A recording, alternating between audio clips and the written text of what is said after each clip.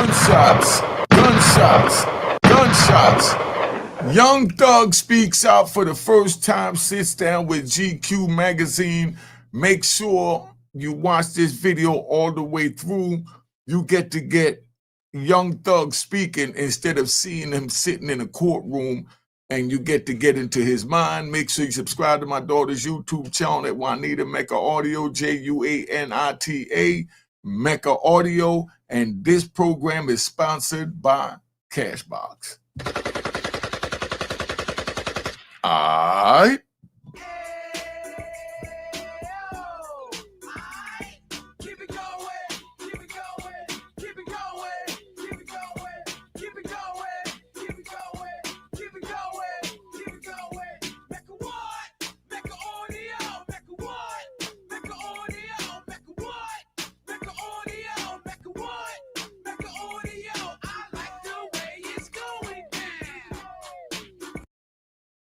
All right, you know what it is. Unique Mecca Audio, man. We here. This is Young Thug sitting down with GQ magazine. The brother has made it. Let's give him a round of applause. Let's give him a round of applause. Let's give him a round of applause. All right, relax, y'all. Relax, relax. Young Thug has made it. He's on GQ magazine. This is not no disrespect, but this is not Source magazine or XX magazine or Rap Pages magazine. This is GQ magazine that this man has landed on the cover of, just coming out of fighting a RICO case down in Atlanta, Georgia. So this is what real life looked like, just so you know and just so you understand. Now we're going to play this video and we're going to see how he feels about his new album and life after jail. And, you know, let's see what's going on. 10 minutes before we start recording this, news broke that the state of Georgia is seeking to revoke your probation. You might not know a lot right now. Do you know anything? What kind of jacket is that? That's Young Thug, but you probably knew that. Subject. Since breaking out in 2011, he's defined the sound of Atlanta rap, which means he's defined the sound of rap music in general. His roving, restless voice, his out-of-this-world style, his playfulness, all of this has led him to the very top of the industry. He sold a lot of records and influenced a lot of other artists. He's also had about as dramatic and difficult the last few years as a person can have. In October, after spending more than 2 years in jail before even being convicted of anything, he accepted a non-negotiated plea deal in a complicated and drawn-out RICO trial. Since then, he's been in Miami and here in Los Angeles, working on a new album called UY Scooty, named after one of the biggest known stars in the universe. Right when we were about to start filming, something happened. Here is me that night, trying to explain what we knew about the situation. So I'm standing on the set of our Young Thug video cover shoot. Literally 10 minutes before our interview started, news broke that the state of Georgia was seeking to revoke Young Thug's probation. How would you feel if you was Young Thug and you're about to sit down to do the biggest interview with one of the biggest mainstream worldwide magazines in the world, and the news break that they're about to try and revoke your probation and send you back to prison for 15 years when you only been home less than 6 months? That's what Young Thug was going through. How do you feel about that? That's what I want to know. You know, how would you feel in that situation? I know you're not going to put yourself in that situation, but we have to know how to flip it so we be able to understand when people that we're close to wind up in these situations, how they wound up there, because we was able to put ourselves in their shoes. That's called empathy. Okay, let's keep it moving. We don't totally know what that means at the moment. I don't even think he does. But Young Thug wanted to do the interview anyway. So we did it, as you'll see. I don't think anybody knows what's going to happen. So take this as what it is, a specific and very chaotic moment in time. Dramatic, right? Less than 24 hours later, a judge denied the motion. That night, Young Thug was courtside at a Lakers game.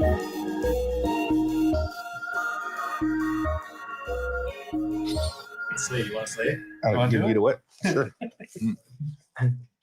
Say barricade 3. Okay. Take 1. Do I got to close it? Mm-hmm. Well, Boom. fair take 3. Hell yeah. Action. Hey, yo, I'm talking about Young Thug came from this.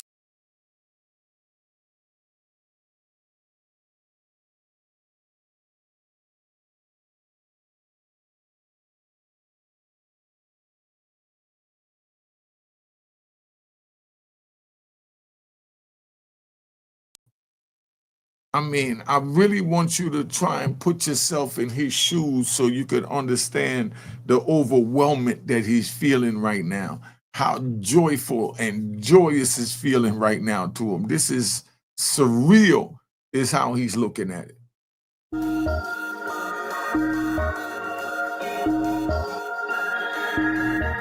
I think I have to ask about the mask first. See, right now, Young Thug is showing that he's his own person, and I'm creating a new identity. Right now, he's creating. That's why he's hiding his face, because he haven't figured out who he is yet after coming home, being away for 3 years. So he got to sit back, watch the YouTube, check out Unique Mecca Audio, you know what I mean? And do what he got to do to see what's going on. All right? I don't feel like people should see me. I mean, science can just like fucking reconstruct, like do something with the mask and like get a clear picture. But just like, I don't know, hidden scars and just hiding things, you know? There's hidden scars. So you understand, a hidden scar, right? Could we ride?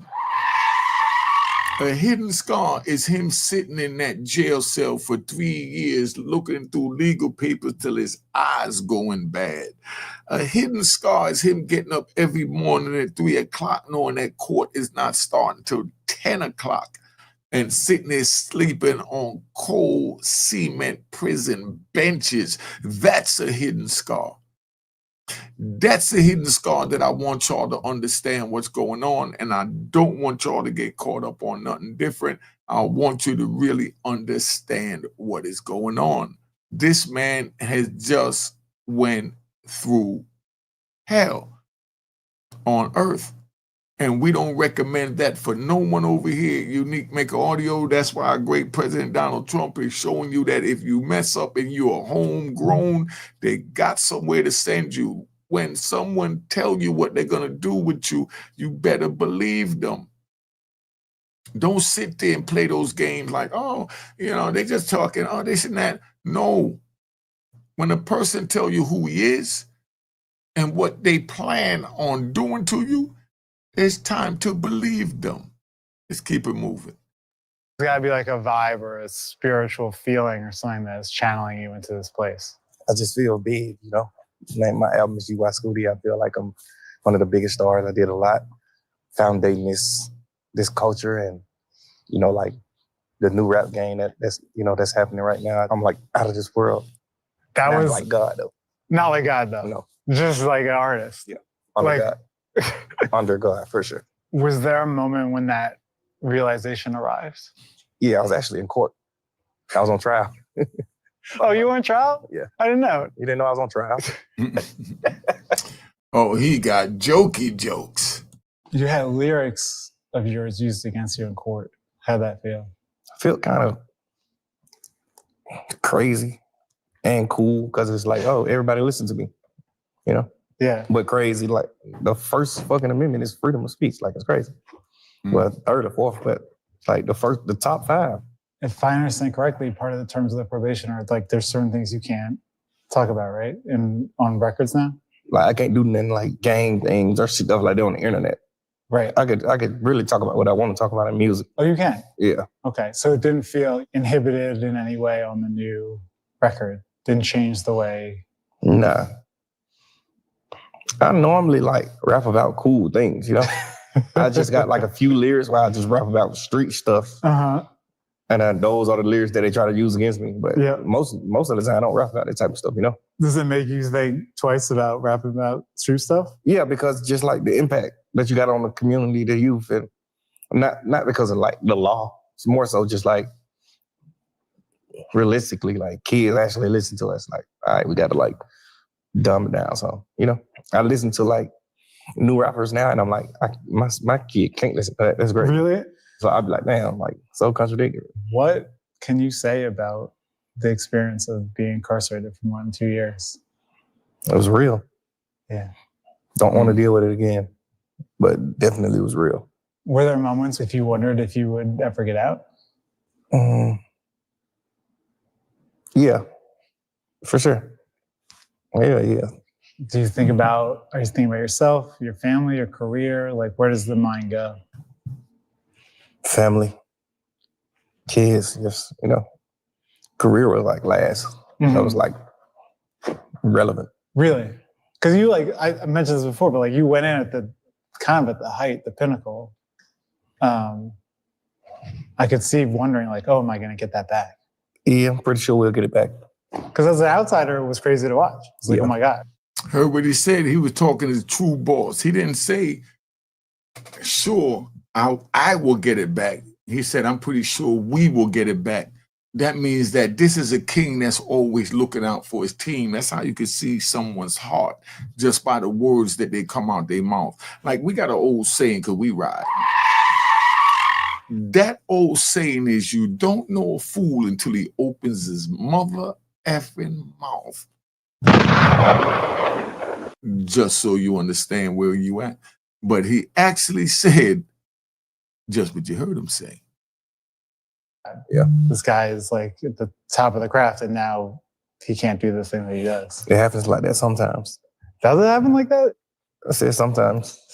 Sometimes. I think it would be human to feel in that situation like a great injustice is being done to me. Did you ever feel that way? Absolutely. Every day. Really? Every day? Yeah. Innocent man. It ended up being the longest criminal trial in Georgia history, I think. Yes. Something so crazy that never had happened before happened, and you were at the center of it. Did it feel personal? Yeah, of course. Yeah. Hopefully personal. Yeah. But shit, we made it back. Is that crazy? You notice how he keeps saying we? That's why I'm doing this, so y'all understand what's going on, because I'm going to give you a gangster's perspective at all times, so you understand. And just so you know, this program is sponsored by Cashbox. I'm going to give you a little drop in a minute. But check it out, Ron. Be on the lookout for Cashbox. But he's really letting it be known that this is where he's at right now. Not crying over spilled milk. Moving forward, but knowing that he feels that it's a great injustice going on to him every day. But that's the spirit that's going to turn into the fuel that's going to move him forward. And what had him accomplish the new album that's getting ready to drop, that we getting ready to see if he's ready for us or what after 3 years away. So we'll decide, did he jump into the rap game too soon? Or did he jump in where he fit in because he's a trendsetter, so he could never be too soon or too late? Let's keep it moving. Feeling to be like, I'm this big and I'm also in a cell. Yeah. I think I'm too big for jail, but I think like I'm not too big for God. Yeah. So like,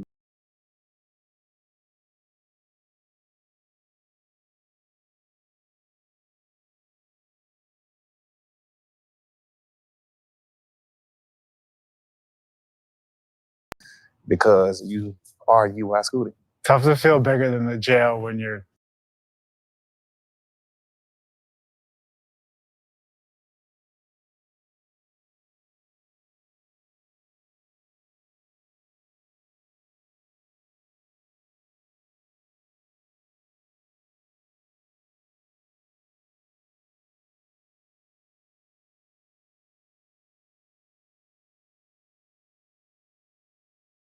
you guys are my parents, except you're gonna go home and listen to the record maybe. Yeah, you like parenting me and telling me like, you the fucking one, bro. Like what you say on this song? Like what? It's just like so crazy. Like, That wow. must See, right there, I could relate to what he's saying, right? Because we're going to ride.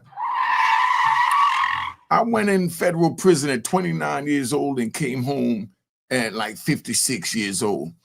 As I went in as a child. I'm wild. I allegedly, did something to police, wound up in ADX and da-da-da, wound up getting hit in the head with a lock and wound up getting sent over to one prison with a big riot going on, and then blah, blah, blah. Then they sent me to another joint. Then a correction officer got killed in the prison that I was at, and then they sent me to another joint. And this is what's going on, and this is what I'm trying to prevent y'all from wanting to go down. That's why I went through the whole road of my turmoil that I went through, that this young man, God willing, just avoided. All these is the scars and the pain that he spoke about, so you understand. That's why I decided to break this down, where I'm going to give it to you raw, just like it is. It's hard doing time, and you don't want to do time. So I'm telling you that you don't want to do time. And I just did 26 years of my life in prison. When I went in, my daughter was 18 months. I came home, she was going on 27 years old. Come on, man. Somebody help me understand this. All right. Must be a very insane feeling. Yes, I think God put me in there for a reason, and I know. Yeah, what's the friends reason? situation. I don't know. I think like because I always felt like I was a good guy, so it was like, why do I got to go to jail for you to like show me something? Why you just can't tell? I guess I was just hard headed. See what he said?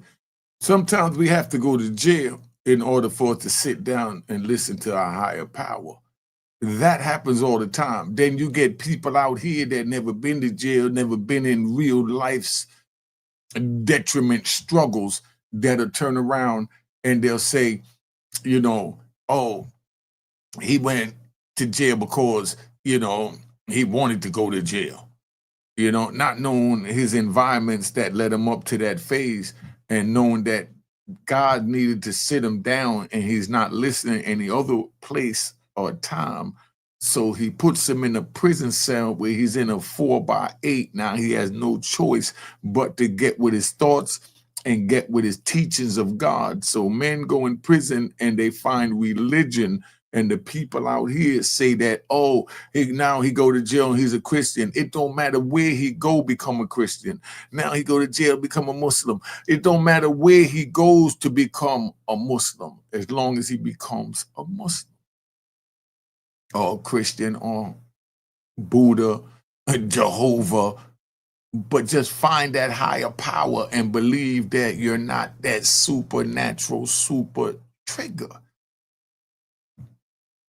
And that's why he said that. He questioned, like, why me? If y'all remember, because you know I love to ride. If y'all remember, if you don't remember or don't know, please read Job in the Bible.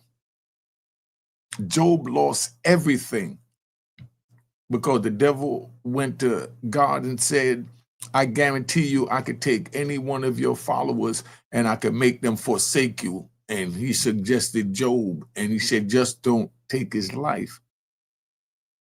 And he lost sheep, his wealth, family members, everything going down the chain. It was just, you know, and then he even gave him like leprosy, polo spots all on his body. And then he asked him, do you forsake your God now? And he said, never will I forsake my God. And of course, God gave it back to him in abundance. I know this is a Sunday sermon, but y'all can make a short out of that. All right. But now, check it out. Like I said, a lot of jewels that ride. Let's get back to this tape. I'm going to get back to that because I like to ride. I want to keep y'all where you're supposed to be at because I go into something else. And I think I love people so much to the point where the only thing that'll make me not love you anymore or just like dislike you is like betrayal, like real life betrayal when life is dependent on it. Is that something you felt like was happening? Betrayal happen every day. Yeah. Absolutely. Yeah. Absolutely. Yeah. You know that. I mean, you got to ask. I feel betrayed. I feel fucking jaded. Like, it's crazy. Does it feel good? Of course he feel betrayed. He sat there on the stand and watched the men that he trusted, the men that he helped when they was in the situation that he was in, turned their backs on him and work for the other side. And you ask him, do he feel betrayed? Would you feel betrayed? Always put yourself in the next person's shoes, because as we ride as we do. While I was in ADX Supermax, it was a case manager named Givens. Givens said the one thing to me that I'm going to take to my grave. Case manager Givens said to me, he said, Unique, when you did what you did to those correction officers to wind up in this Supermax prison, did you put yourself in his shoes that this was a young white guy, 23 years old, that never seen a black guy because they don't watch black movies, because there is no black movies, and now he's in front of you? So do you think that your cultures are going to be different in a form of clashing. And it made sense. And he said, next time when you leave here, take this with you for the rest of your life. And I want to thank you, Mr. Gibbons. If he watching this, y'all know him. He worked at 88 Supermax. And I took this with me. And this what helped me to get out of prison. And this is one of the reasons I only served 26 years, because I avoided a lot of problems. Because I learned to do as Mr. Gibbons said, put myself in the next person's shoes and ask myself if they're disrespecting me. In other words, if I were to put myself in the shoes and know this is a white guy, grew up in Pennsylvania around Amish country, never been around a black guy, that his actions wasn't meant as a disrespect, but where I came from was a disrespect, so I popped off. And it cost me 5 years in ADX. So I learned from Mr. Givens to put myself in the next person's shoes. All right? We're going to be standing here right now then? Yeah. Yeah. Absolutely. Yeah. To be out. Like, they're like, you're like, you knew you were going to see that again. Absolutely. I would like talk on the phone with my lawyer and things, and he'll be like, he got like houses in the mountains and things. He'll show me. You see, all he's saying is that he kept the faith, man. Like I was saying about Job, he kept the faith. Oh, that's how I be still like kind of seeing the scenery. It was 2.5 years. It was crazy. Yeah, it was crazy. Yeah. Going from this to like a jail cell is nuts. I can't imagine. I can't imagine.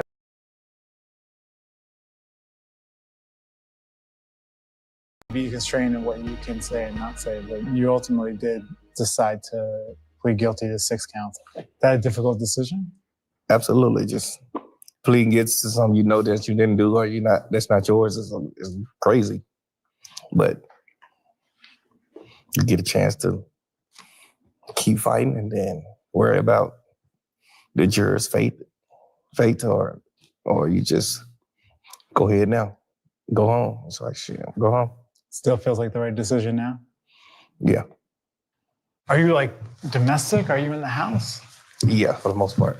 Really? My girl, she be... Your girl's Mariah the Scientist, right? Yeah. Are y'all like on the couch watching shows? Absolutely. Really? Absolutely. Just like total domestic Sometimes bliss. you gotta come get me from where I'm at.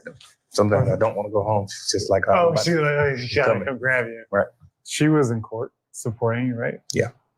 That must have meant something to you. Absolutely. There's this song on the record. You see how he said absolutely when he asked that she must have meant something to him? And you see how he answered that real nonchalant? That was because as a gangster, he knows that's what she's supposed to do. I raised her. And that's what that response was. Because I know y'all didn't understand that, but I'm just letting you know. See how he shrugged it off, you know? Oh, absolutely. You know what I mean? She wouldn't do anything different. Let's keep it moving. That is like so raw, or you guys are basically just singing to each other. Yeah. So confessional that I was like, oh, I wonder if they thought twice about sharing this with people. Nah. It's No? music. It's just like, there's people all over the world going through that. It felt very intimate though. Right. Yeah. Yeah. There's something there that relate to you. Yeah. Of course. I mean, you hear, I'm That's right. good. All right. That's your point, right? That's art. That's good. Yeah. But it's like you're putting a lot of yourself out there in that art. You know what I'm saying? Yeah, that's your job. You think so? As an artist, that's your job. What else is to talk about? You want to talk about clothes and shoes, or you want to talk about real things? Like things that people could feel forever and like come see, you know? Yeah. Although there's a great tradition of Right. songs about clothes and shoes too. Oh, for sure, for sure. Sometimes you gotta do that too. I do that to like keep people up to par with the wear. Yeah. So the young guys that's looking up to me that want to know what coat this is and what thermals these are, those guys could be like, oh, this what it is. I do need to know what thermals those are. We're gonna need to know. I'll tell you off camera. Okay. All right. I accept. You mentioned your own new record earlier, UY Scooty. Did it feel the same as it felt before? Like when you came back and started doing it again, did it come easy? Did it come hard? It came easy. I never lost it. Nothing. I never lost it. I Never wrote lost music in jail and like I just listen to music sometimes in court and like things like that. So I never like lost it. I was still up to par on like what was going on, you know. Did it feel like making other records? No, it's a whole different feeling for sure. How so? Cause you just like just in court fighting for your life. Now you like in the studio at home, surrounded by love and beats. One thing I noticed about the record is you can really hear like every word. Hear your voice. It's like high in the mix. There's not a lot of effects. It's like the voice is right there. Was that deliberate? Is that something you thought about? Yeah. I've told like my manager, I told G off like things like I just want to make music where you can actually hear me. Cause I always talk shit. I always talk that shit, but like sometimes you can't like hear it. Sometimes you're like, what are you saying? You know? Yeah.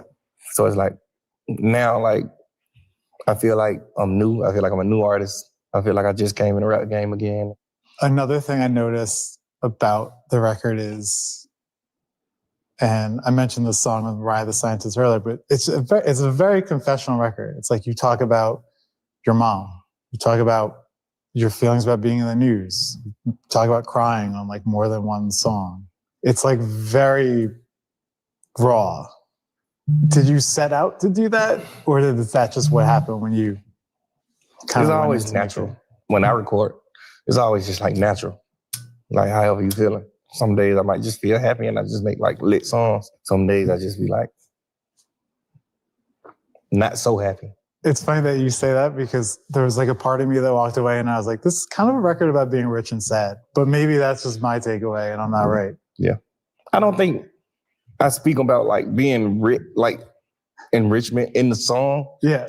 I think you just think that I'm rich. And then I'm making a sad song. So I'm like, he's sad. You're like, damn, he's rich and sad. A big family. I know you guys are close. Yeah. Are you still around them? Absolutely. Well, I say, because if I understand correctly, tell me if I'm wrong, that like part of your probation is you can't go home, right? You can't go back to Atlanta? Yeah.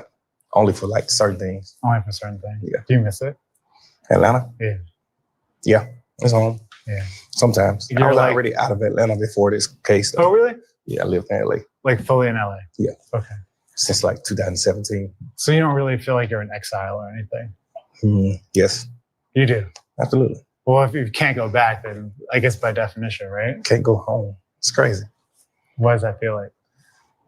It just feels like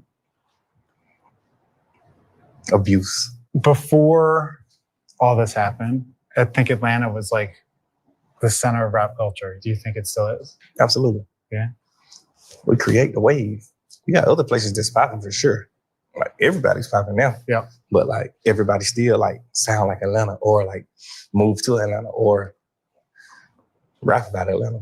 It's like you got artists from a whole other place rapping about Atlanta. Even if you're not there, I assume you still feel like one of the kind of leaders of that scene, that city. Yeah. Yeah. One of the guys that plowed Atlanta into the rap industry. You would put yourself in that category? Absolutely. Yeah. Who else would you put in that category? Future, Savage, Lil Baby, Migos, Tip, Andre 3000, Gucci. That's the Mount Rushmore right there. Absolutely. We got a lot. Do y'all agree with that? Put it in the comments. Do y'all agree with that?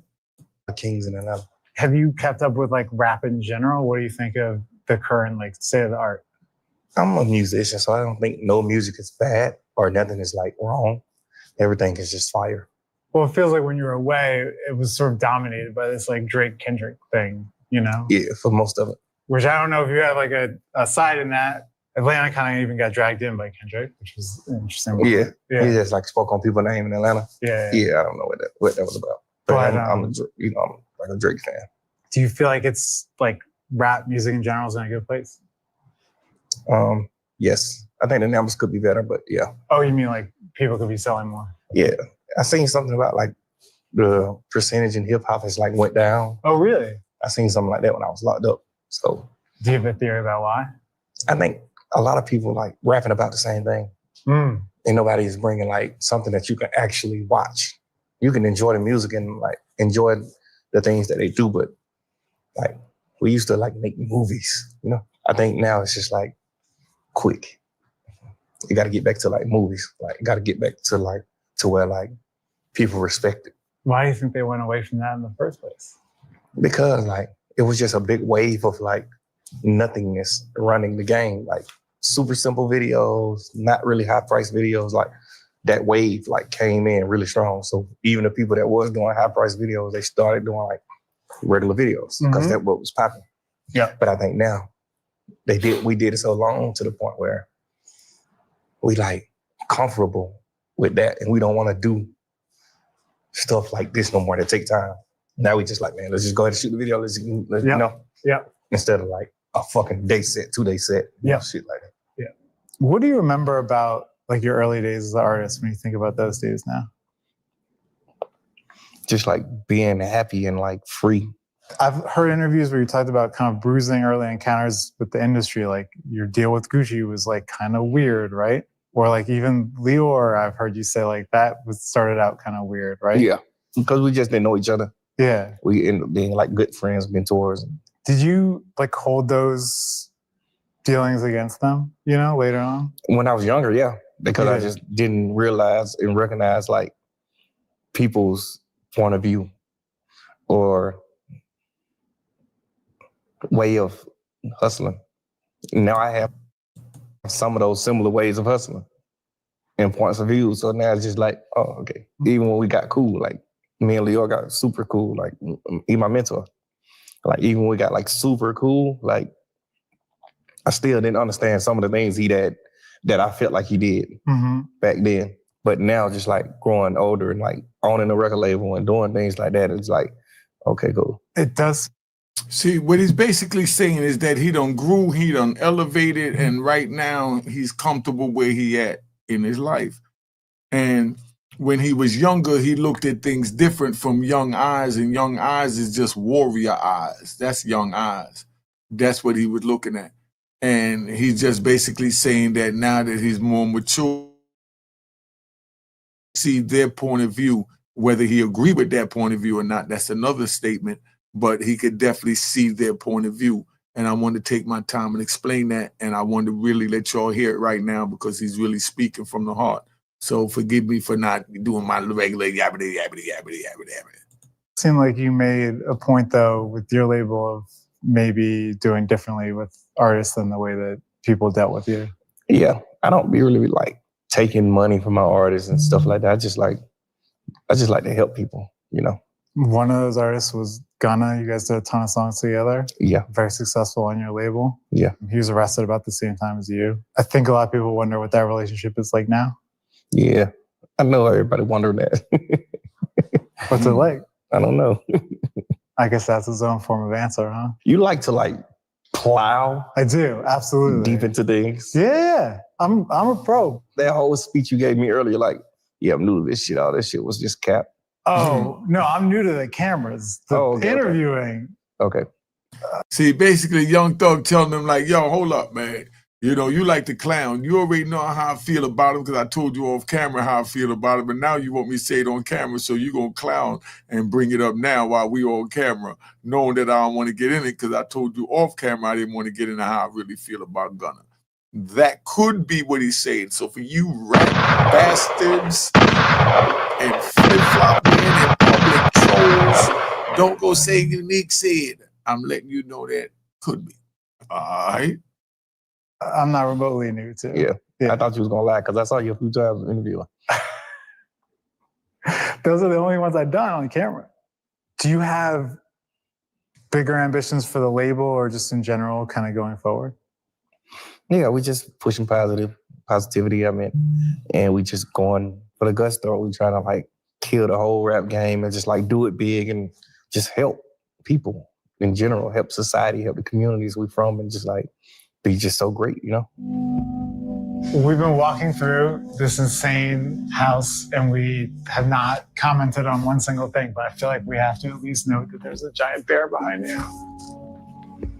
Like, what is this about? Are you a taxidermy man? Do you remember how you first started rapping? Maybe like 9 years old. Really? It's a long time though before you start making records, right? What you mean? Like making songs? Like putting out albums. Oh. Mixtapes. Why do some people call records, albums, records? Which one is confusing? Album is record or record is album? Yeah, that's how stupid that conversation statement is. Okay, record is a song. An album is an album. Yeah. Bro, I'm 42 years old. A record is an album. I mean, I didn't want to put age in it, but I was You know, I'm like, record is crazy. Like, yeah. you shouldn't be saying record at 42, maybe Okay. 60. Speaking of albums, I feel like I remember when you started out, people make a big deal of the fact that it was like, oh, you wore a dress on the cover of an album. In retrospect, were you trying to be provocative, or was that just kind of naturally like the way you came up?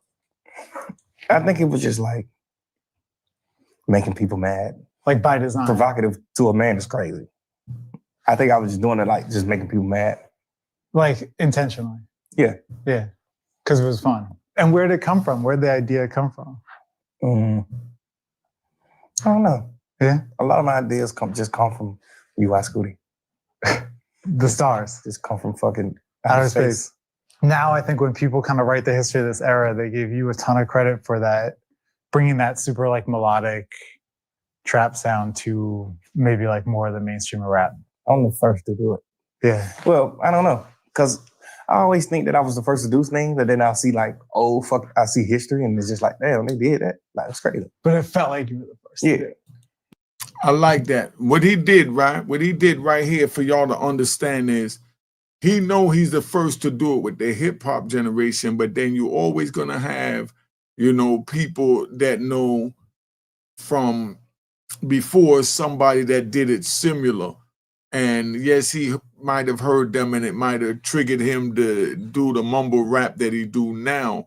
But the bottom line is it goes back to he's trying to clean it up so that he don't have to get into an argument of them saying, this one did it before you. You said you was the first. That's why he said that every time you think you're the first, then you look back and then you find something else. So he did that perfect to clean that up. I just wanted to point that out. Because like I said, this program is sponsored by Cashbox, and this is a gangster channel. And we got to give you the real gangster. Yeah. A lot of that early stuff was like Rich Gang. It was like with Rich Homie Quan. Why did that partnership end? I think we just grew and became our own bosses and men. And then we didn't want to keep doing like the Rich Gang albums. We were getting bigger. So it's like, I want to do my own thing. My own shit. I want to You wanted to do your own thing. I think he did. I was okay with it, but because I feel like I love music, but I don't care about song. I have a #1 hit record song, and I'll put you on it. I don't care. Right. It's just like, so what? Whoever goes to the top with you, go to the top. I don't care. I never was the guy that cared about that type of stuff. So I would have been okay with just like keep doing it, and it didn't. We still was dropping our own music at the same time of doing that. So it's just like it really was bigger. Mm-hmm. But I guess like everybody couldn't see that, so people just do things, make mistakes. Do you hear your influence now? Absolutely. Yeah. What do you hear that you're like, oh, that's me? I don't want to say everything, but like, and the crazy part is I can't say that everybody like do something that I did, because it was a lot of things that I did in the beginning that somebody else did, but I never knew they did it. Mm. I just like did it. What things? You see what I'm saying? See how he cleaned that up? I like that. Y'all need to pay attention to what he's saying here, because he already know when he say he the first for this, first for that, he know that the rat bastards and flip-flop weird and public trolls, they're coming. No, you didn't do it first. This one do it first. That's why he said that somebody else might have done it, before he did it, but he didn't know. He just did it. Pay attention. Y'all getting jewels here, man. Sponsored by Cashbox. Example of that. You Like wearing a dress. I never saw nobody wear a dress. Yeah. There So you like go. maybe somebody did, but you never saw it. Yeah. Then as soon as I did it, people were like, oh, Andre 3000, this and that, and this guy, and this guy, and this guy did it, and this guy did it. And just like, oh, now everybody did shit. So they actually have a conversation about which grown men wore dress first. Somebody put it in the comments, because I'm a little confused now. They having a conversation about which grown man wore dress first. It's just a question. What do y'all think about that? Put it in the comments. All right. So I can't say, people flows or people like rhythms and things just 100% come from me.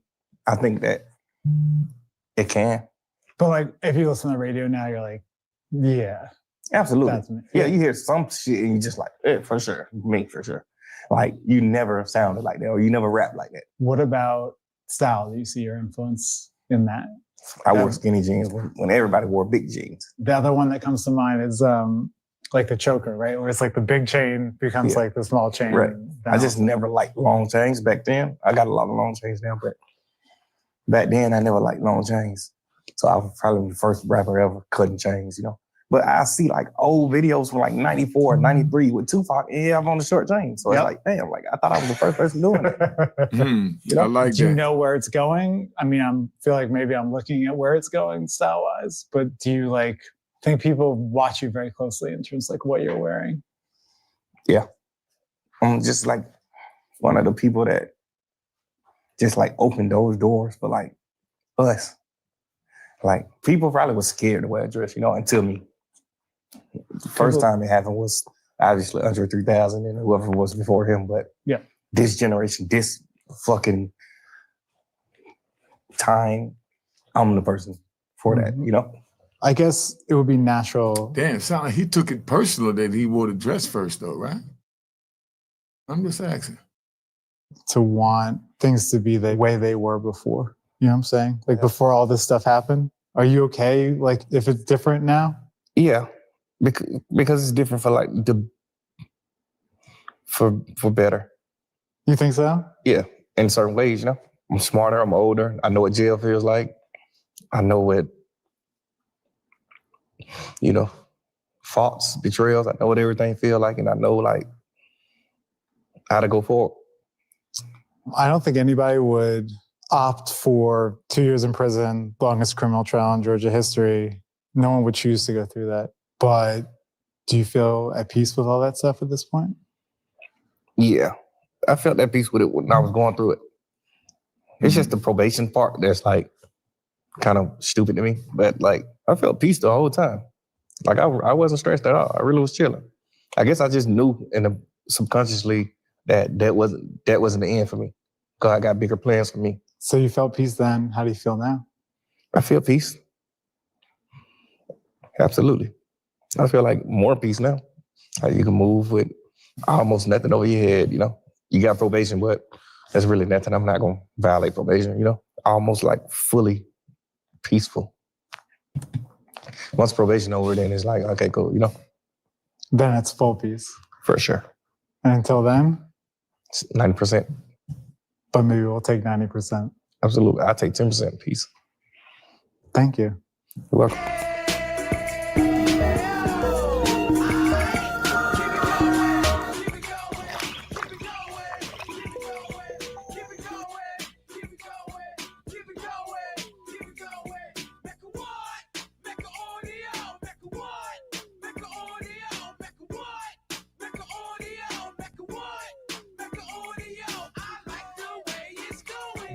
About being rich and sad, but maybe.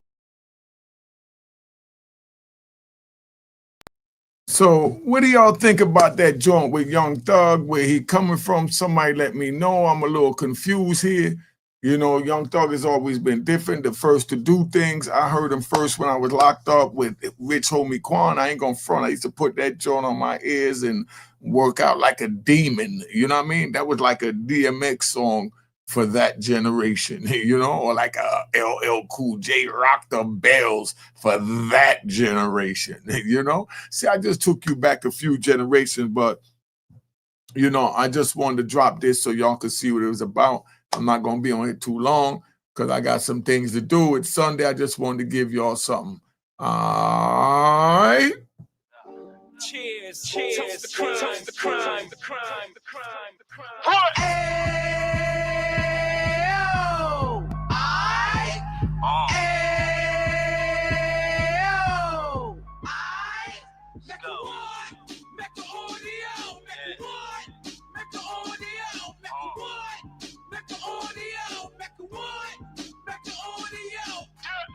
Fresh out the can of 26, he back on the strip, getting back in the mix. What he mentions a gift. You stand up 10 toes down, and I suggest you pay attention to this. Real. Take a little gully posse and put it in Harlem. He cut from the bottom, came up from the bottom. Drop the book, you should go and get it. The Instagram page and the YouTube, you could go and visit. Then you could consider yourself LinkedIn. Sit front row and get Jews from a kingpin. How he went through it, so you ain't gotta go do it. To not pay attention would be stupid. Talking about a man man that probably put your grandfather on. Probably the reason that him and your grams got along. A man that generated millions on the block, did his time, never squilling to the cops, Mecca audio.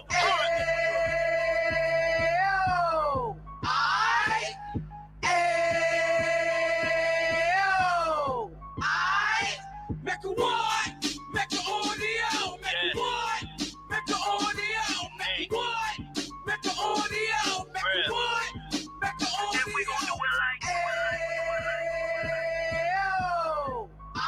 We gon' do it like. We keep it moving like. We gotta do it like.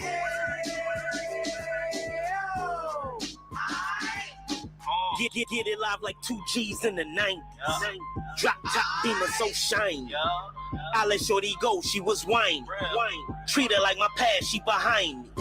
Spend a couple bands on the Dapper Dan. You be back again, getting green like a Packers fan.